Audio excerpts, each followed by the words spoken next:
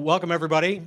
Happy to be here to kick off things today with a great panel on a very timely and fascinating topic. But first, I'm gonna let them do a couple of DIY intros, tell you who they are and what they do. I guess I'll start. My name is Ken Flanagan. I lead Industry Alliances and Solutions at Dell Technologies for our Performance PC group. So you'll see the Dell logo with the NVIDIA logo around this event. We are here with our partners, NVIDIA, our largest partner, and we are their largest partner. Excited to talk about client products and what that means for the future of work in AI. Good afternoon, everybody. Maria Bocanegra. I'm the president of Peoples Gas and North Shore Gas. For those of you that may not be familiar, we operate exclusively in the city of Chicago and for our North Shore utility, 54 communities north of the city. My background is actually in utility regulation. I'm new to the company, but have a unique perspective from the sense of policy, regulation, economic development, and now leading a gas utility. We're certainly seeing an increase in the topic we'll be talking about. So excited to be here. Hey everybody, I'm Jacob Balma, CEO of Maxwell Labs. And at Maxwell Labs, we're building the next generation of cooling technology for high-performance computing systems. So we're developing laser cooling technology for computer chips. It's going to enable a completely new regime of performance for future chips and enable energy recovery in data centers that was, it's basically impossible right now. Hello, everyone. Jeff Pontius. I lead strategy and development for Generac Power Systems on the industrial side of our business. Generac is a 65-year-old American manufacturing company based out of Wisconsin. We have several factories up in Wisconsin. You probably best know us for our home standby generator you see on Home Depot, Lowe's, at commercials, on the Weather Channel, other things of that nature. But we also have a very strong and large industrial business as well. Been in that business about 40 years. And obviously, given the change in compute load and some of the needs with power availability, heavily invest in that area as well. So excited to be here. Good afternoon, everyone. My name is Rashid Bashir. I'm the Dean of the Grainger College of Engineering at the University of Illinois Urbana-Champaign. I'm also the Vice Chancellor for our Chicago Strategic Partnerships for our campus now. Lots of exciting things happening from Urbana to Chicago. We are entangled, just like quantum mechanics exist in both places now. Many of our faculty and colleagues are now going back and forth. I'm also the vice chair of the board of managers for the IQMP, and I'm sure we can talk about that some. And in our college now, Grainger College of Engineering, we have about 12,000 undergraduates and about 8,000 graduate students. So lots of students, great talent that we're bringing to the state, and we want to keep them here. So let's create more jobs. And these are students that are very well trained across the spectrum, but also very much sort of grounded in human-centric design and entrepreneurial mindset. And the last thing I'll say is clearly the topic of this panel. I mean, we're doing lots of cutting-edge research in the future of computing, so look forward to the discussion. So AI is putting hardware back into the compute conversation, which is having a profound impact on how we produce and deliver electricity, as well as how we architect and manufacture chips and design software. And over the past 2 years, a lot of the conversation seems to have shifted from software capability to physical constraints like power and heat and materials and siting. When you look at advanced computing at scale, what's the single biggest limiting factor today? Is it power? Is it cooling? Is it infrastructure, hardware design? What do you think? I'll take a stab at it. I think, for us, I'll just, like I said in my opening remarks, I think we're starting to see, a lot of economic development that we're just not used to seeing at that pace and that level. So for us, I would say it really is just overall system readiness. It's the ecosystem of everything. It is local utility coordination, local municipality coordination, zoning, permits, and then, the speed at which we're being asked to do that is somewhat unprecedented for us, for both of my utilities. So I think that it's not one single thing. It's a little bit of everything for us right now. Yeah, I can jump in next maybe. So, clearly, if you talk about advancing AI, and let's talk about, so taking a step back, I do think sort of the future of computing is, from bits to qubits to even thinking about neurons. So we can talk about that. But if you talk about bits, which is now, and that's AI, is certainly a big part of that. So AI workloads or high-performance computing. Let's take those two scenarios. So I think clearly, the power needs, energy needs are one of the biggest drivers at this point, right?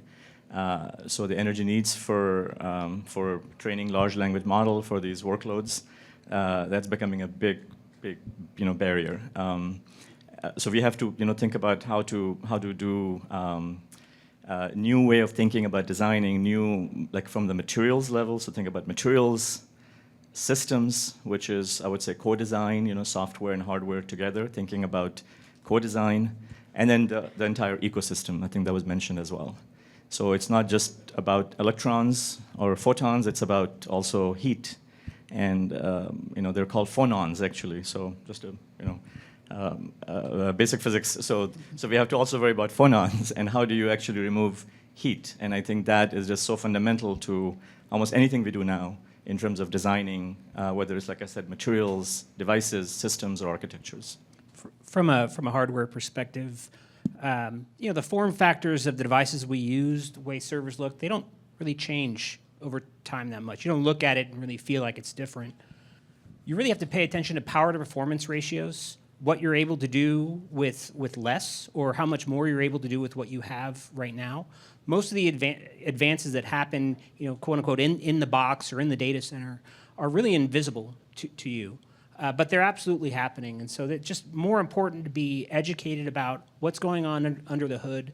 And then also, totally new architecture types, totally new hardware types that allow for a distribution of AI compute, right? Maybe it's not all in an HPC. Maybe it's at a desk side. There's a whole amazing amount of power that can happen in a very small box. NVIDIA released the Grace Blackwell architecture, GB10. It looks like a little mini PC, and it's the most powerful machine that you can put at your desk side, and it's tiny. So you don't really think about that. And on the heat side, heat is the enemy. Heat is the enemy. Heat is the enemy. So as far as how you're going about managing your compute, you really need to pay attention to how much heat's being generated and that power to performance ratio again.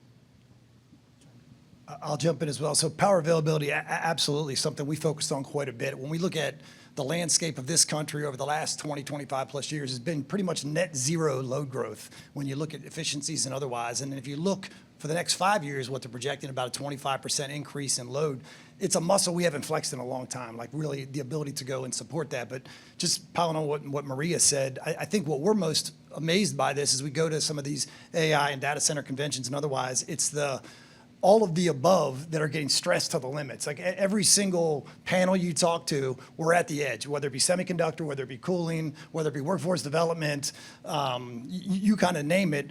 I was at a forum in Northern Virginia a few months ago, and there was an entire panel that the developers were saying that the MEP trades were the absolute limitation to their growth. And one of them joked, it's like, who would have ever thought a plumber was going to be the limitation to AI growth? But it was absolutely the case. They talked about it at length. And so it's really, for us, kind of all of the above, the fact that everyone is kind of at their innovation edge and it's going so fast is make this whole thing a generational moment that everyone kind of needs to pay attention to. It's really amazing. I'll take onto that too. One of the, adding onto this heat conversation, the algorithms that we use to train these machine learning, these AI models, right, are not like infinitely scalable.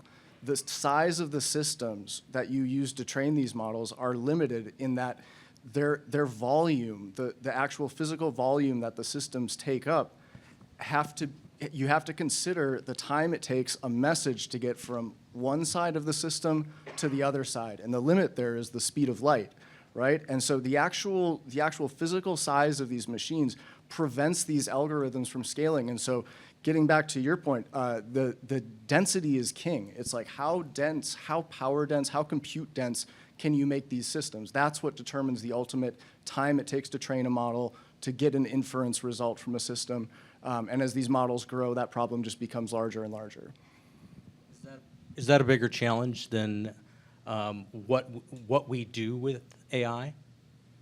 I would say yes, because the amount of heat that's being generated by these servers is unreal. I mean, it's a huge problem, and it's actually causing the form factors, to your point, right? In the high performance computing space, the form factors are changing. They're getting bigger. If you try to do an air-cooled supercomputer, that system is 4 times as large as a liquid-cooled system. So the actual form factor of the machines is what's at stake. Are we spending enough time or a lot of time in the labs, Rashid, at working on just this problem? Yeah, that's a really important area of research that's very timely in terms of new ways of cooling, exactly. You know, whether it's water, whether it's other type of liquids that can take heat away faster. But also thinking about new materials, right? So new materials that you can stack within the chips, let's say. And as you know, I mean, Moore's law has, you know, approached, I would say, certainly a plateau, even though the Moore's law enthusiasts will say, no, it hasn't ended yet, because rather than putting more devices per unit area, now you're putting, you know, stacking them vertically, essentially. Rather than making devices smaller, you're stacking them vertically. And that, again, really makes this problem even more challenging of how do you take the heat away, and how do you design systems and these very, very powerful processors, let's say, at the edge, right? So like edge computing, or trying to do more and more functionality where it's needed. So movement of data is a big barrier, as was said as well. So yeah, we have a lot of research going on in this, what I would call the energy compute nexus, essentially, right? The energy industry and the energy research didn't really connect with the compute industry or the compute research in the past. We were driving compute really hard. We were driving energy in different, you know, directions. But now these two things need to talk, you know, together and really optimize this energy compute nexus at all scales. A lot of the AI inference that people experience happens in a data center, on-prem or otherwise. And you hear the stories anecdotally about the power consumption and, you know, air conditioners running 24/7 at a very high, you know, the noise pollution of it. You know, the future of inference is bringing that inference as close to the data as possible. And that really does offload some. So it's not always about driving more efficiency in the data center. It's about, where does compute happen? Where could it happen? Can it happen as close to the capture as possible? And kind of to the speed of light problem. I love speed of light problems. It just seems to kind of bend my mind a little bit.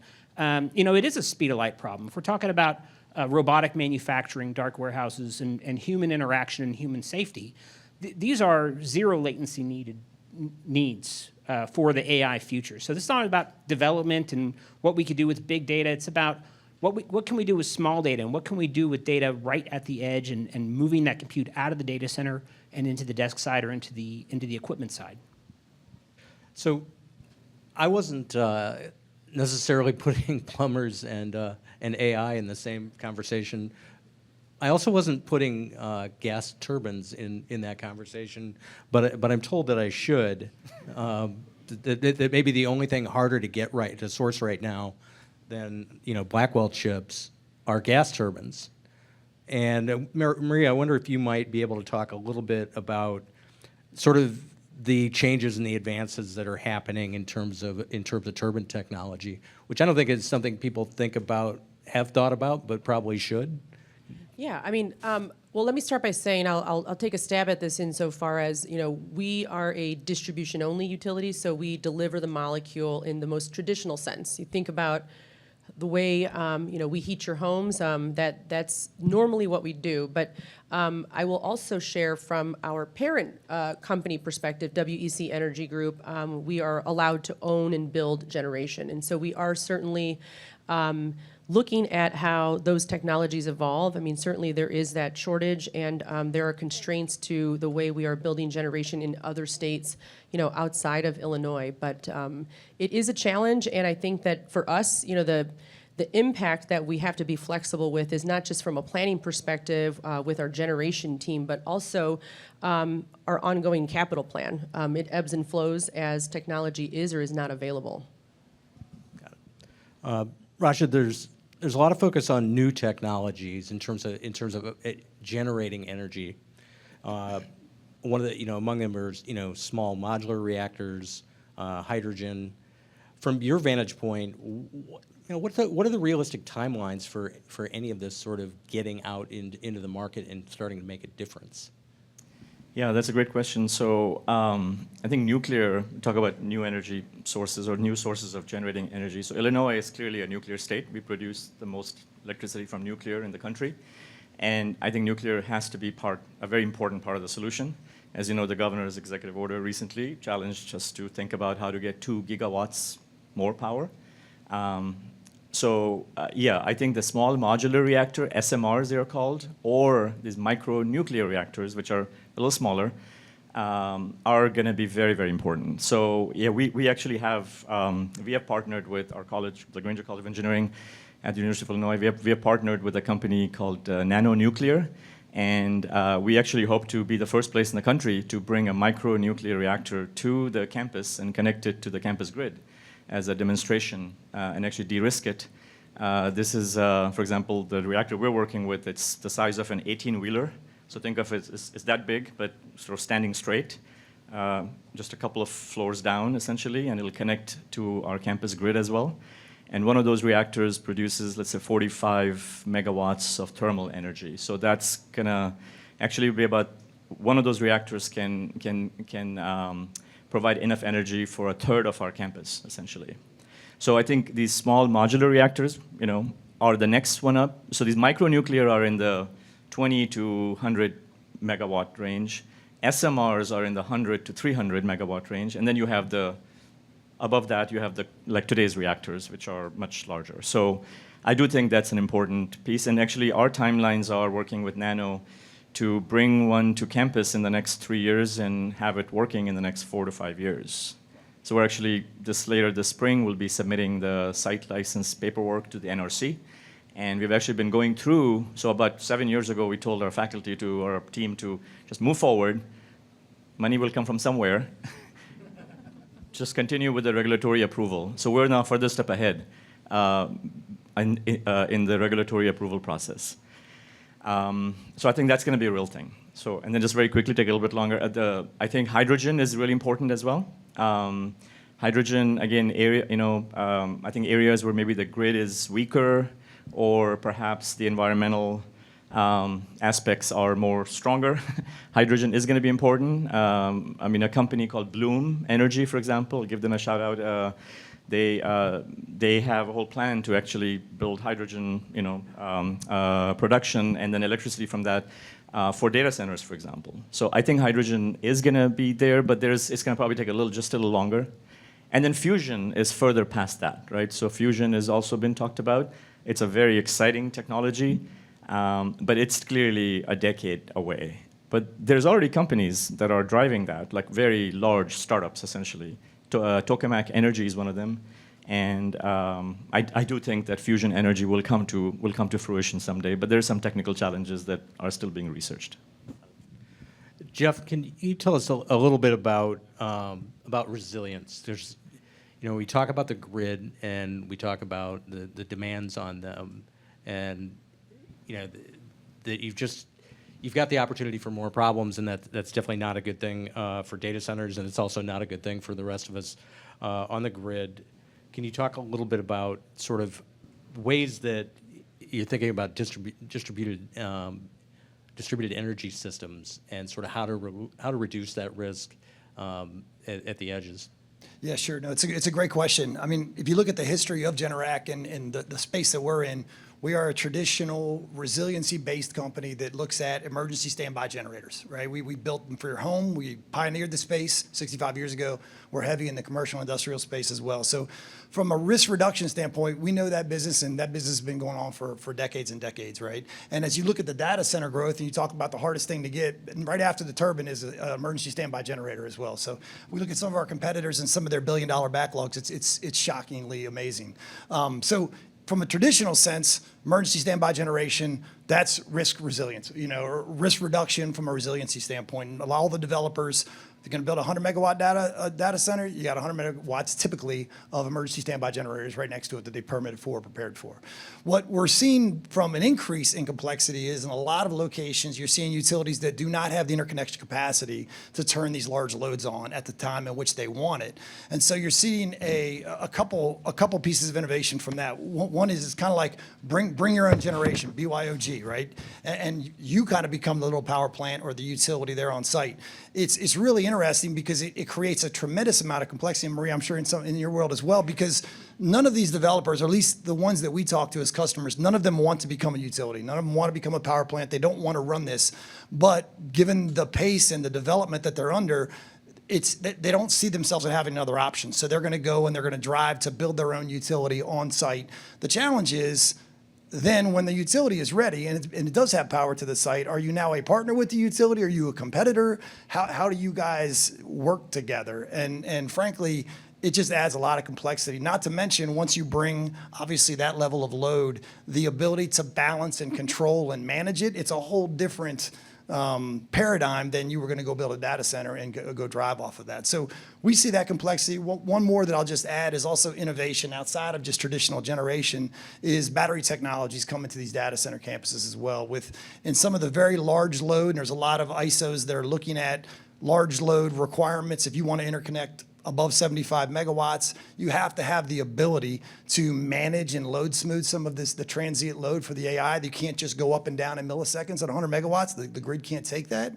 And or you need the ability to ride through some of the grid disturbances. You can't just protect your load and take it off for a period of time. It doesn't work that way. So we'll give you interconnection, the utility say, but you have to abide by these rules. And so when you're doing that, you're going beyond the UPS and you're starting to, you could call it a microgrid, but frankly, that's probably not even fair. It's a lot more complicated than just a microgrid. You got to start bringing some of these battery technologies on, and the pace of innovation in that is amazing. There's a lot going on to try to balance those ISO grid operator requirements with some of the transient nature of this load. Well, certainly that's an important consideration in a state that is focused on decarbonization, as Illinois is. How much are we going to need to develop better battery technology, new battery technology, to either solve the problems you're talking about with data centers or just the larger challenges we've got on the grid? Is that something near term, or is that one of the questions that we're not yet solving? I mean, for us, I think a lot of it is near term. It's immediate. There are the pace of the questions we're being asked by customers that are facing these new regulations from the ISOs and the grid operators aren't. What's most amazing to us is typically in like a development cycle, it's like, hey, we want to go try this out. We want to go look at it. We want to do something on campus or go do a pilot. There aren't pilots. It is, I need this now. I need to interconnect in ERCOT, or I need to interconnect in PJM, and otherwise, I want you to come and, give me a proposal for 100 megawatts. For us, we're like, we're in the laboratory. We're still developing. We're still trying to go see this out. So it is very much a now problem. There's a level of innovation that's happening, a speed to market that people are willing to take a lot more risks than what we've seen in the past because out of necessity for what they're trying to go develop and what they're being pushed to. So it is a very dynamic space. So if I could add just a thought to that, I agree with everything Jeff said. I think, as I said before, we're seeing an influx of I needed it yesterday type of requests, but I think, right or wrong, I think for the longest time from a policy perspective, we saw sort of these two grids in isolation. And what we hear a lot from, large development projects is, there's either an interconnection queue problem or, it's a cost issue with feasibility studies, et cetera. But, I think the benefit that the distribution system that we have brings is that we can co-optimize the grids while battery technology improves. So it's not really just about acting as bridge or auxiliary or backup. It can be an economic balancing agent for times of grid stress. And I think that's kind of where I would like to see us go if, economic development is a North Star here. So I want to stay with the supply chain issue just a little bit longer, but wondered if, Jacob, you might talk a little bit about the supply chain constraints, not just on things like turbines and batteries, but also, you know, if we're thinking about scaling, you know, next generation, you know, hardware domestically, talk a little bit about the challenges that we're bumping up against there, because I don't think that's one that people are paying a lot of attention to. You know, we've talked a lot about trying to reshore, you know, chip fabs and some other stuff, but you know, how big an issue is the supply chain constraints for what you're doing? Yeah, I mean, yeah, so that's actually huge. I mean, so the amount, the types of materials you need to make chips. I'm talking about like the raw ingredients, right? Like the silicon. When you're looking at photonics, you have like 3-5 semiconductors. The purity that you can produce those at and where you produce those at, it's almost exclusively in China. And you know, just to, you know, add on to this power piece, like the infrastructure that's required to actually do semiconductor fab, right, and build out the raw materials for building chips and building interconnects, all of that is actually something that's it's a power-hungry process. It uses lots of water. It uses a ton of energy, and if you look at China, like they're doing, you know, they bring on like 8 times what the U.S. builds up in terms of like total energy every year. So they're growing their energy infrastructure 8 times faster than we are, and they can make up for the competitive edge that we have on chips by restricting like whether or not they get Blackwells or whatever. You can in some sense make up for that with power by just using old chips, right? But having more of them, and so yeah, I'll say just, you know, at a high level, we need to be able to bring. When we talk about onshoring semiconductor fab, you're talking about there's an entire vertical like integration stack from like raw materials to processing, getting lasers. This has been just a huge struggle for us, getting lasers in you know, something that was developed here, right, and manufactured here for many years. It's all gone. It's all in China now. So there's lots of pieces like that, especially in photonics and chip manufacturing, that we just don't have the manufacturing infrastructure anymore. Any thoughts on just sort of the timeline that we're looking at in getting at least some of that solved, in bringing back and rebuilding some of that supply chain? Is that, you know, a couple of years? Are we talking a decade to make that happen? When you look at the types of machines that have to be built out to do, you know, real chip production, right? They come from ASML, like they're, you know, one of them gets built every year or two, you know, like it's a long process, I would say. I don't know. So all of these things are, you know, all of these challenges are sort of front and center when it comes to quantum computing. Energy, material science, software, hardware design.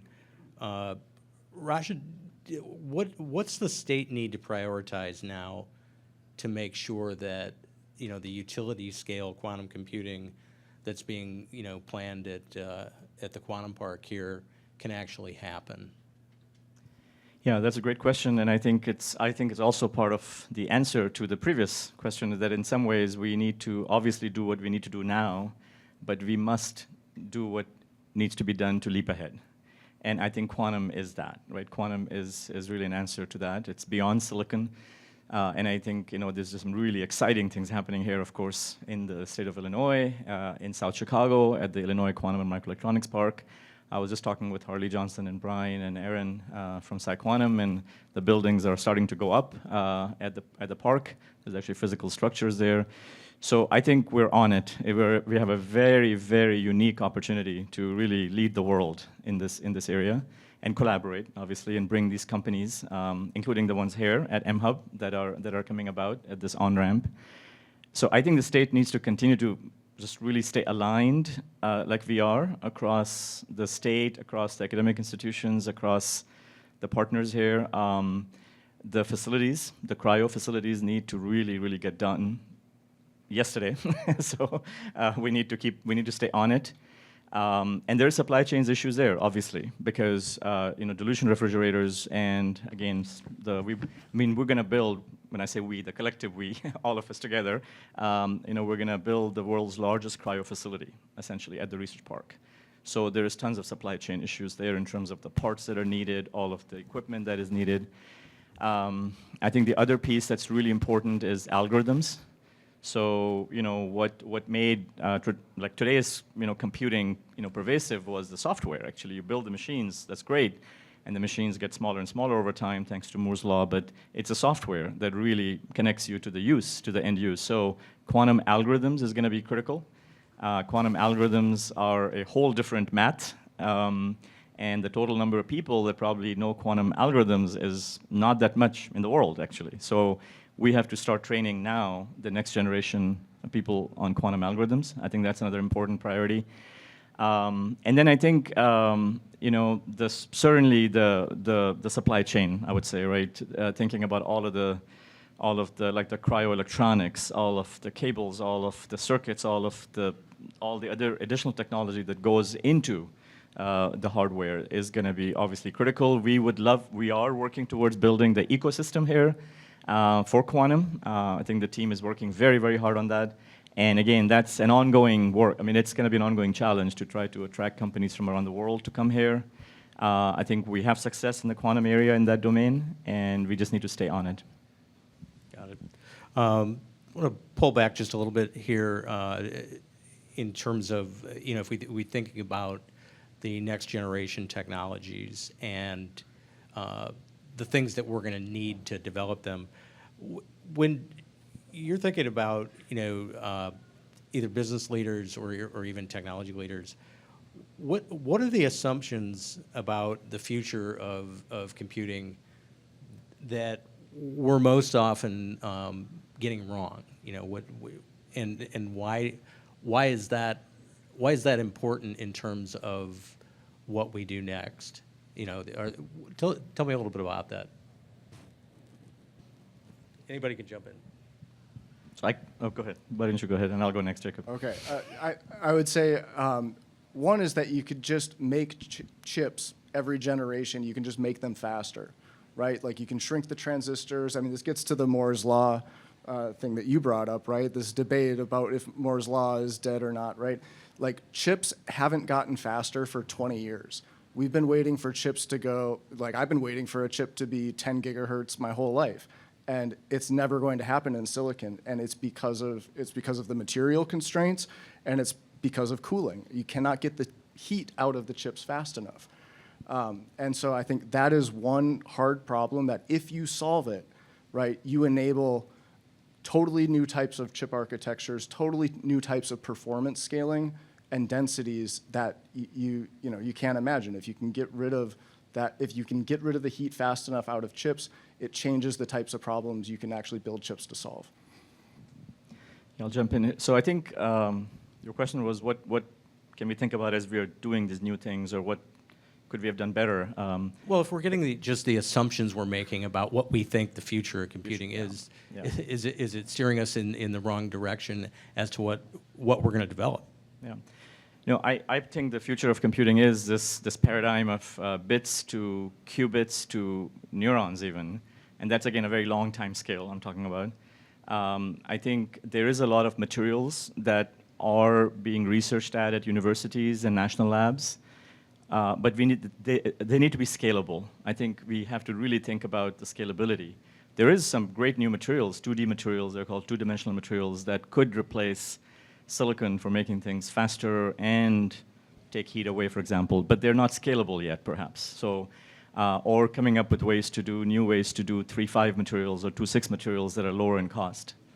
But that's where I think, for example, then moving to quantum is really the next paradigm, where quantum computing will not replace traditional computing, but it will work hand in hand, and it will solve some problems, many very important class of problems that will be solved exponentially faster, right, with quantum computing. So that's just a whole new paradigm. And then I personally think that we also need to learn a lot from biology. So let me entertain you with the following statement that the best supercomputer is actually the size of an apple and runs on sugar. It's in between your ears, and it takes about 20 watts. So there is a lot to learn from neuromorphic computing, but then thinking about biology. So I personally think that 30 years out, 40 years out, we should also be thinking about building with biology itself, which is going to be very slow, but highly parallel. And today, like I said, a 20-watt supercomputer can do what a gigawatt supercomputer cannot do still today. There are so many changes happening, not in the future, like literally as we're speaking right now. That isn't yet quantum, but I've been with Dell about 4.5 years. When I first got there, I was like, I want to configure the biggest, baddest thing I can. And I did, and I sent it to a guy that knows a lot about simulation and computing, and he had to have an electrician come out and have a dedicated circuit, because it was like running at 2,400 watts or something, insane. And that's not very practical. We're not going to have devices next to us that, like our refrigerator or a dryer in our house, that has a separate plug that you plug in and the lights all dim, or however that works. This is about new architectures that, again, the form factors look exactly the same. When you look at the supercomputers in this Grace Blackwell architecture, it looks like a tower. It looks like a mini PC. What you're really looking at is a migration to system on a chip. Most people that do product development, they're using the major tentpole ISV applications, SolidWorks and ANSYS and all those. Those have yet to transfer to system on a chip.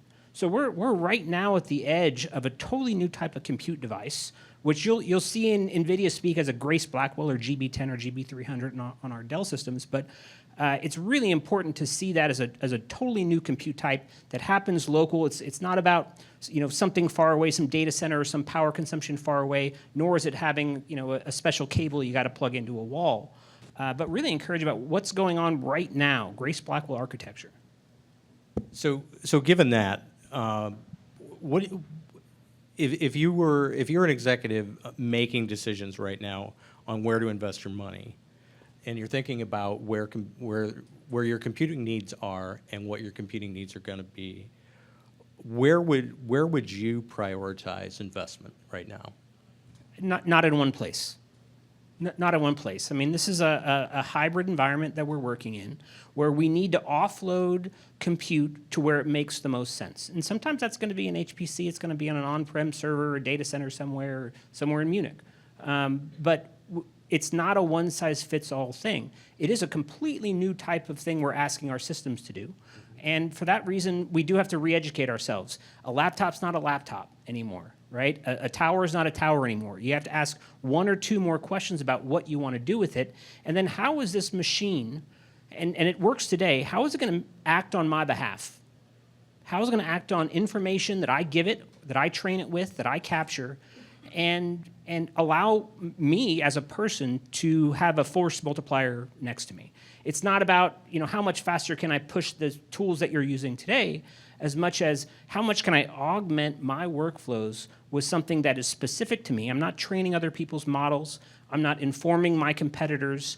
I'm keeping it walled. I'm keeping it next to me, and I understand exactly where compute and training is happening. Now, I went across a bunch of different subjects there, but really the call to action is just educating yourself about new architecture types, system on a chip, and what that means for the very, very complex workloads that you can do today. It's not about 10 years or 5 years from now. It's literally as we speak.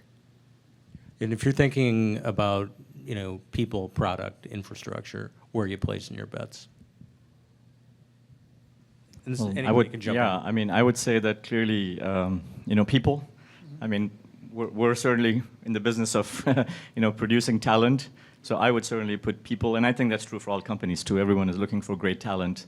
So I think what you just said exactly, that in terms of really learning the latest and the greatest, things are changing so fast that we on the academic side also need to change our curriculums fast enough to train the students so they are very relevant to industry as soon as they graduate. So I mean, I would hope that industry is putting more effort on partnerships with universities, on workforce development. It's something that we need to do jointly, actually. All right. So I think is definitely one of the big priorities, just workforce development. We need to produce more highly skilled workers, including advanced degrees. In these deep tech, hard tech areas, we have a huge shortage in that area of U.S. citizens. So that's something that we really need to work on. We were just at NIST and NSF yesterday talking about this workforce piece, and it's clearly top of mind for everyone in terms of the workforce challenges that we're going to have coming in the next 10 years. Yeah, I'll just echo, certainly within the people space, investing there and going and finding the right people and be able to train workforce development is a critical need. The only other thing that we see and surprised about in this area is partnerships, and it's a great news for all the startups here. I mean, there are things that are moving too fast for you to do it alone. You just can't. You're not going to be able to focus enough. So whereas on paper you might look like a competitor, the amount of partnering that's happening to go solve real problems because of the pace of innovation that's happening is shocking to us. So we find ourselves in a lot more partnership conversations where people are really good at something. We're not going to go in. Could we put money into it? Could we take 3 years, 5 years to develop it? Probably. It's not. We can't keep up, and we're never going to be the expert. So the depth of partnership and the willingness to partner is an exciting time because of the pace of innovation, and great for startups that are out solving really unique problems quickly. If we think about startups, where are, given the challenges we're talking about, where are the best opportunities that you're seeing for commercialization, for funding in that space? Is it on energy side? Is it on the material side? What looks particularly appealing if I'm a startup where there's money and there's appetite? Yeah, I can jump in from the early stage startup, from our faculty and students, starting companies and also working with large corporate partners. I think there is a lot of new things coming about in materials for this, low power, faster heat removal, cooling technologies. So materials, there's a lot of opportunities, and there are startups in that area. Again, the scalability is the key. Whatever you have has got to be able to scale, and obviously scale quickly. I think we're seeing a lot of things now starting to really come about in what I'll call physical AI. I mean, AI is what it is. It's gonna transform everything. But I think at the end of the day, what's gonna really make a difference is how do you use AI to make better medicine, to make a better product, to somehow make something physical. So this whole idea of coming back to hardware, it's gonna become more and more important. So thinking about that, and AI to autonomy, robotics, that space, we're seeing startups in that area, I think, that are very interesting. I would jump in. Huge growth and opportunity in geospatial workloads, reality capture workloads. The building industry mentioned MEP, mechanical, electrical, plumbing fields. This has traditionally been a drag on productivity in construction, and there's been a lot of excitement. I've seen a lot of new tools, a lot of startups arrive in that MEP space. They need a lot of help. It's definitely not going to be a help by having 10 million new laborers come on board in the next few years. So it's really a technology-rich opportunity. Is the funding catching up to the opportunity at all? Have the people writing the checks? It sounds like the startups are there, the entrepreneurs are there, they're seeing the opportunity. You're certainly seeing it, but is the funding there? Have they made that leap? That's a great question. I think there's a lot of entrepreneurs and funding agencies. Venture, capitalists here. Maybe they can answer. I think things are starting to open up. That's my sense. I'm myself in the biotech space, my own research, and a couple of companies I've started, and they've been able to raise some money recently. So things are starting to open up. I think that one of the challenges we know is that folks in software, they expect return really fast. And in this hard tech, deep tech, you have to be patient. You have to be able to stick with it for some time. Things in quantum, for example, I think amazing things are going to happen, but we have to stick with that, invest, and work with those companies and support them and move them forward together. So that is the kind of the challenge and the timeline mismatch sometime between venture capital and the returns expected. Yeah, I'll jump in. I come before, our company was acquired by Generac about 4 years ago. We were in the industrial IoT space. And what you just mentioned is exactly right for the entrepreneurs is money's one thing. You can find money, but finding the investors that have the right timeline and the right profile, whether it be patient money or what they're looking for and the types of returns, is more important than the money. It's really finding those right investors. And it is opening up. It's out there, but you got to find the partner that has the same outlook and the same time horizon as you do, for sure. All right, well, we're going to leave it there. Thanks you very much for a great conversation, and thank you. Thank you.